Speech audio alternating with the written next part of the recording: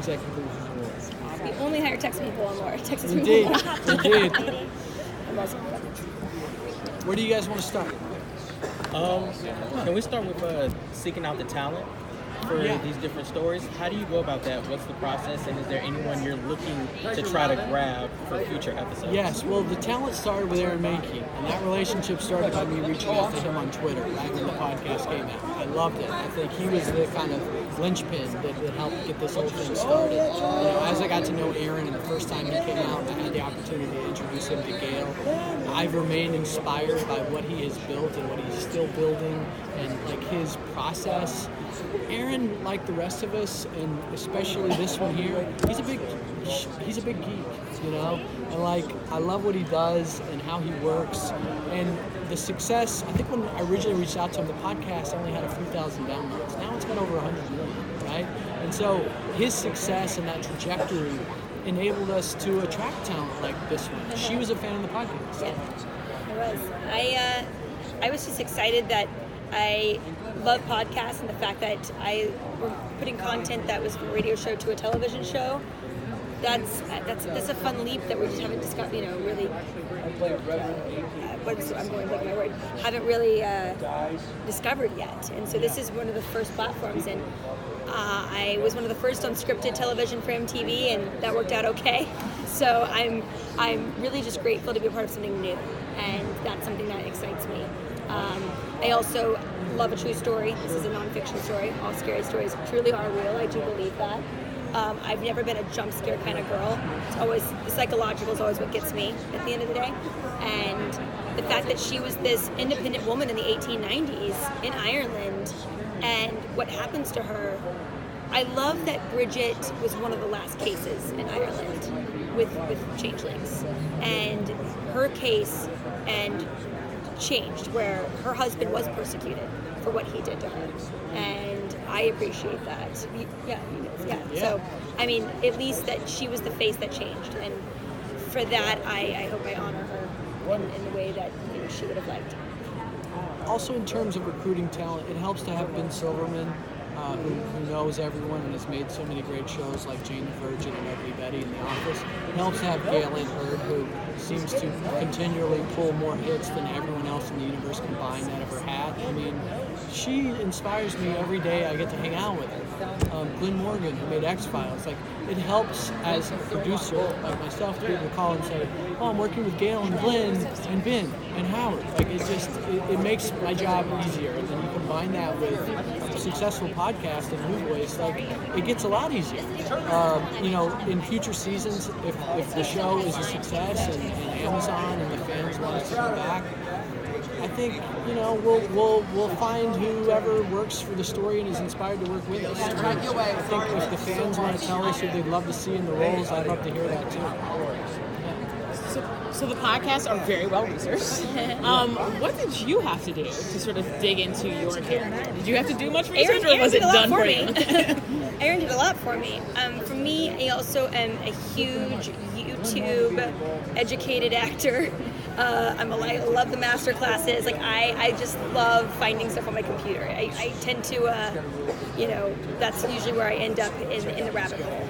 And so for me, it was Googling pictures of Bridget Cleary, Googling towns near Tipperary. How are they different from Tipperary? Tipperary was in the south. How is that different from the north? The fashion around that time was, like you were saying, like different from the U.S. I wanted to look at that because I think that all comes into play of how you're going to carry yourself at an audition. And you sit a little straighter and you sort of move in a bit more of a graceful way than I do in 2017. And so those are the kinds of things that I did. It's more just percolating of what inspires you. So it's not even really like reading a book in its entirety, it's just reading certain chapters. Or for me, my process is just kind of reading a piece and like sitting with it and seeing how it affects you and how that manifests itself into a character. So a lot of mine is just like sitting in with like weird looks on my face, like trying to process things. That's kind of my process. Yeah. So yeah. Seems to be hitting a cross-section between like our true crime obsession and a resurgence of horror on television. Does that make it seem like a natural fit for television? The first time I heard the podcast, immediately I thought this should be a TV show. Yeah. Immediately, right? And in the beginning, I think the things that are occurring to you that you mentioned, the things I think that occur to fans when they listen to it, they occurred to me too. I was just like, wow, there's so many ingredients here. And sometimes like less is more. Sometimes like you don't want onions and tomatoes and every single ingredient on your sandwich, right? You just want cheese and bread or whatever. When we were starting to put together lore, like it just felt like there was a way to maybe explore documentary and scripted television and mixed media all kind of at the same time. So all those boxes we tried to check, but then we thought like, how the heck do we do this? It hasn't really ever been done.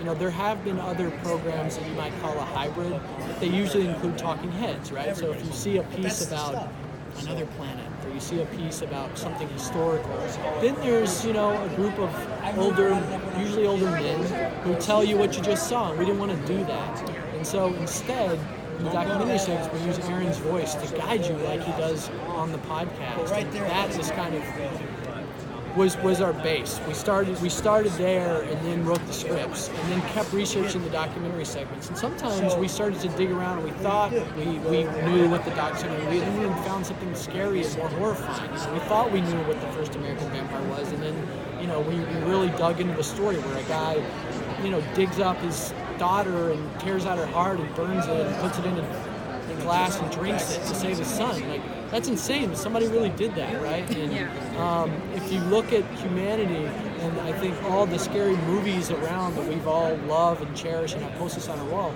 usually they came from a true story, right? Something that really happened. Lore is the show that goes to the source and it brings those original archetypes to life. Can you talk a little bit about the narrator? Because narrators can be hit or miss on screen. And I think it's really interesting that you've chosen to rely on the narrator. So how does that sort of fit into the story? And like, why did you choose? Why did you sort of back that and choose for that to be? Yeah, good question. So I've made a lot of alternative, nonfiction, documentary television over the years.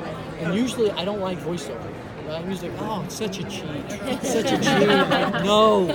But I listen to podcasts and like Aaron is not he doesn't have the movie trailer voice, you know, he's not like, you know, and the fire was this, and tonight, he's not that guy, right? He's geeky. But that's what I love about him. Like, if you were to cast the voiceover of Lore, like, you probably wouldn't pick Aaron. And that's why it had to be Aaron, because he is inherently that. And I think, you know, I love, like, you think of somebody like Morgan Freeman, he's great, but he would have been right for Lore, and it had to be Aaron.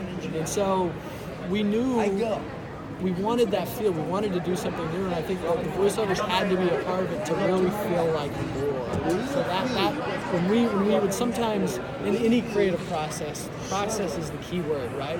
Sometimes you write long, you write short, and then you get yourself in a box, and you're like, what have I done? This doesn't make any sense. Amazon's gonna hate this, or Holland's gonna hate this, or whatever, you know? But when we would get in those situations, which happen a lot, we would think, what does Lore do, right? What does the podcast do? And that was kind of our guiding light.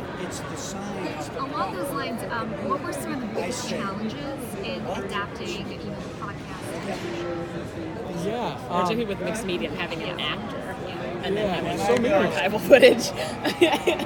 I don't pretend to know that that's easy. I mean, one of my goals is to produce documentaries, but when you're producing a documentary, you are sculpting the story, you are the script. So if you're not a writer, you better have some artistic writing talent. It's somewhere in your body of plot, because you're sculpting everything from scratch. There is no script to go off of. So for this particular piece, I love that idea of trying to make a documentary, so you have to build that part from scratch from this podcast, and then, you know, where do you choose to put the narrative, you know, points in? Where do you choose to say, I'm going to tell the Bridget story, not the Annie Get Your Gun story? And so I found that interesting, and what they chose to tell as the main plot A narrative portion that's scripted, that brings in the actors, and where they chose to do animation, and where they chose to do found footage. And so that's what I found interesting. And I sort of, of course, as an actor, you're like, wait, I kind of want to make Annie Get Your Gun, though. And it's like, I wish I could have been both. Like, you just go into narcissistic, you know, unicorn world of all the kinds of different what ifs that you could be in. But I think that's what the viewer will probably go through too, is as soon as you're getting sucked in by this story, then this story, then, you know, it'll wrap back around later in the episode. So it reads like I love the PBS and documentaries, and I love like I was saying earlier, the Jinx and the Keepers, and so I get to watch a scripted piece that has all the elements of storytelling that I like, and the fact that it mixes it up. And so even as an actor, I'm like, well, but wait, can I put that part too and that part too? And so I think hopefully the viewer will go on that same ride where they connect with a lot of different parts of the story. It's not just, the animation's on the side and the A plot's truly the A plot. I think it all creates, the story of women that were empowered at times in society where they were not normally empowered.